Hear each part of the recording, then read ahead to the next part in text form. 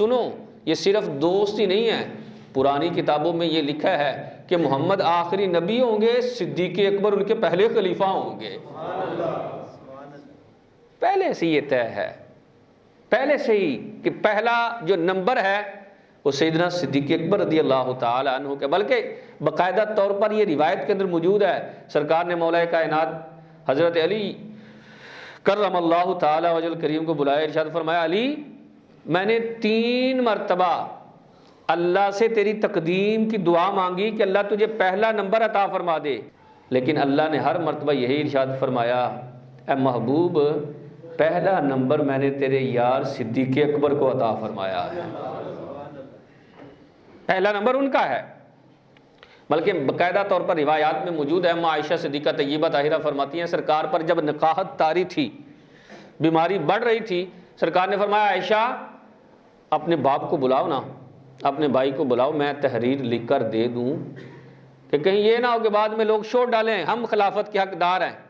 اما عائشہ صدیقہ نے عرض کی سونے محبوب آپ بیمار ہیں، علیل ہیں، اللہ خیر فرمائے بعد میں لکھ لیں گے، لیکن افاقہ نہیں ہوا، سرکار کی بیماری میں نا اضافہ ہوتا جا رہا تھا، یہاں تک کہ آقا کریم علیہ الصلوۃ والسلام نے اب مسجد میں نماز پڑھانا چھوڑ دی۔ آقا کریم علیہ الصلوۃ والسلام نے پوچھا صحابہ نے نماز پڑھ لی؟ اما عائشہ صدیقہ نے عرض کیا یا رسول اللہ وہ مسجد میں بیٹھ کر آپ کا ہی انتظار کر رہے ہیں کہ آپ کا چہرہ دیکھیں گے اور نماز پڑھیں گے۔ اتنا پوچھا تو سرکار پر غشی طاری ہو گئی، تھوڑی دیر گزری، افاقہ ہوا تو سرکار نے فرمایا پڑھ لی؟ صحابہ نے نماز عرض کی نہیں، فرمایا مرو ابا بکر ان یصلی بالناس، بلاؤ نا میرے ابو بکر کو، وہ لوگوں کو نماز پڑھائیں اپنے مصلی پر کھڑا کرنے کے لیے۔ اما عائشہ عرض کرنے لگی سونے محبوب میرے باپ ہیں، میں جانتی ہوں وہ بڑے نرم دل ہیں، وہ آپ کی جگہ پر کھڑے نہیں ہو سکتے، اگر آپ حکم کریں تو حضرت عمر کو نہ بلا لوں، کیونکہ حضرت عمر ذرا پاورفل آدمی تھے۔ سرکار نے فرمایا نہیں، جیسا میں کہہ رہا ہوں ویسے کرو، اور میں اپنی طرف سے بھی نہیں کہہ رہا، میرا رب مجھے فرما رہا ہے کہ صدیق اکبر کو اپنے مصلی پر کھڑا کرو۔ اللہ اکبر کہا اچھا۔ سیدنا صدیق اکبر کو بلایا گیا، آپ مصلی پر کھڑے ہوئے، سرکار کا حکم تھا، جب آئے تو کھڑے ہو کے پھر واپس ہو گئے۔ کہا عمر یار مجھ سے تو کھڑا نہیں ہوا جاتا، یہ سونے کی جگہ ہے، میں کیسے کھڑا ہوں؟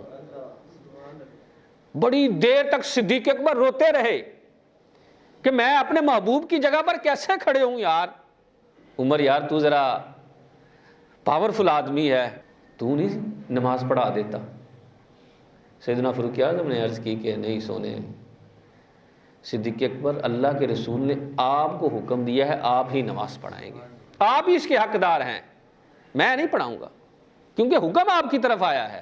بڑا دل کر کے کھڑے ہوئے، روتے رہے، نماز شروع ہوئی۔ ادھر آقا کریم علیہ الصلوۃ والسلام نے اپنے حجرے سے نا پردہ اٹھا کر ایسے دیکھا، غلاموں کو نماز پڑھتے دیکھ کر محبوب بڑے خوش ہوئے۔ صحابہ کہتے ہیں سرکار کا چہرہ پہلے ہی خوبصورت ہے، لیکن جب خوشی کا اظہار فرماتے تو گلاب سے زیادہ خوبصورت لگتا۔ ہم نماز، صحابہ کہتے ہیں نماز پڑھ رہے ہیں، لیکن سرکار نے پردہ اٹھایا نا تو دیکھا تو سرکار کا چہرہ جگمگ جگمگ، سرکار کے دیکھنے کی وجہ سے نور آ گیا، ہمیں پتہ چل رہا تھا سرکار ہمیں دیکھ رہے ہیں۔ کہتے دل کر رہا تھا نماز توڑ دیں اور سرکار کی بارگاہ میں حاضر ہو جائیں۔ سرکار جو ہے وہ آ گئے، مسجد میں آ گئے، سیدنا صدیق اکبر تو نماز پڑھا رہے ہیں، پیچھے سے اب صحابہ نے ایسے کیا، ایسے کر کے بتایا کہ پیچھے معاملہ ہے، سمجھ گئے کہ پیچھے کونین کے والی آ گئے ہیں، تو سیدنا صدیق اکبر پیچھے ہٹنے لگے تو سرکار نے فرمایا ابو بکر اپنی جگہ پر ٹھہر جا، اپنی جگہ پر ٹھہر جا، یہیں ٹھہرا رہا ہے۔ لیکن آپ پھر بھی پیچھے ہٹ گئے تھوڑے سے۔ اب سرکار آئے، 2 ہاتھ سرکار سے آگے، یعنی سیدنا صدیق اکبر سے 2 ہاتھ آگے سرکار کھڑے اور 2 ہاتھ پیچھے سیدنا صدیق اکبر، اور پیچھے سارے کے سارے صحابہ جس طرح نماز پڑھتے ہیں اس طرح کھڑے۔ نماز کس طرح پڑھائی جا رہی ہے دیکھیں ذرا، کہ سیدنا صدیق اکبر آقا کریم علیہ الصلوۃ والسلام کے پیچھے نماز پڑھ رہے ہیں، اور بقیہ سارے کے سارے صحابہ صدیق اکبر کے پیچھے نماز پڑھ رہے ہیں۔ بتا دیا سمجھا دیا کہ میرے بعد یہ ہے. نماز ختم ہوئی نا, سرکار نے فرمایا یار تینوں کیا سکھلوتا رہا ہے, میں نے کہا تھا نا کہ ابو بکر کھڑے رہو اپنی جگہ پر. ہاتھ باندھ کے عرض کرنے لگے سونے حکم تو تھا آپ کا کیا میں کھڑا رہوں, کیا ابو بکر کی مجال ہے ابو قحافہ کے بیٹے کی کہ یہ مجال ہے کہ آپ پیچھے ہوں اور ابو بکر آگے ہوں؟ ابو بکر آگے ہو, ایسا نہیں ہو سکتا. ہمارے ہاں تو آج کل لوگوں کے نظریات بدل جاتے ہیں. کچھ لوگ کہہ دیتے ہیں معاذ اللہ نبی کا خیال نماز میں آ جائے تو نماز ٹوٹ جاتی ہے. صحابہ کا نظریہ یہ ہے جس نماز میں نبی کا خیال نہیں وہ نماز ہی مکمل نہیں. تو اس طرح آقا کریم علیہ الصلوۃ والسلام نے اپنے غلاموں کو نوازا, اور آقا کریم علیہ الصلوۃ والسلام بڑی محبت فرماتے تھے سیدنا صدیق اکبر سے. مولا کائنات ہیں اس حدیث کے راوی. آپ فرماتے ہیں میں اور آقا کریم علیہ الصلوۃ والسلام کھڑے گفتگو کر رہے تھے, اچانک ادھر سے نا سیدنا صدیق اکبر رضی اللہ تعالی عنہ بھی آ گئے. دیکھیں اس بات کو سمجھنے سے پہلے یہ چیز سمجھیں, ایک ہے روزانہ کا ملنا اور ایک ہے کئی سالوں کے بعد ملنا. جیسے بیٹا باہر گیا ہو 5 سال کے بعد آئے تو ماں کیسے ملتی ہے؟ آپ سمجھتے ہیں نا کس محبت کے ساتھ ملے گی یار, کہ اتنی دیر بعد میرے لخت جگر آیا ہے, سینے سے لگائے گی, اس کا ماتھا چومے گی, اس کے ہاتھ چومے گی, میرا بیٹا آیا ہے. لیکن روزانہ ملیں تو پھر وہ والی قدر نہیں ہوتی. وہ کہیں گا آجا اچھا یار چلو آجو بیٹھ جاؤ, آؤ کیا حال ہے, ٹھیک ہے بیٹھیں. سرکار اور سیدنا صدیق اکبر روزانہ ملتے ہیں. اب ملنے کا انداز دیکھنا ہے.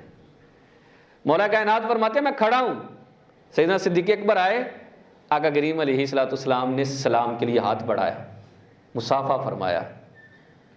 صرف مصافحہ ہی نہیں, ہاتھ پکڑ کے تھوڑا آگے کھینچ کے اپنے سینے سے بھی لگا لیا.